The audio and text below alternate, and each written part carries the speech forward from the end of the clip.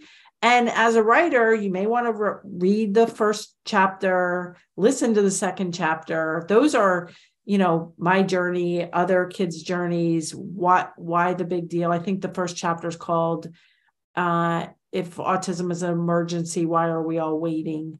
Because the wait lists for evaluation and treatment are so bad. And then the second chapter is all about the signs of possible autism, possible early ADHD, or just the speech delay, quote unquote.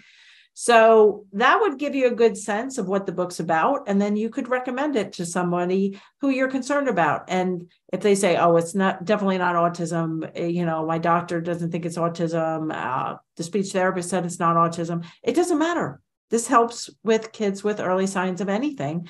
And it works great with typically developing kids as well. So that will get people to me. Absolutely. I so appreciate your time and spending your giving us your wisdom and giving your whole approach. And yeah, so thank you.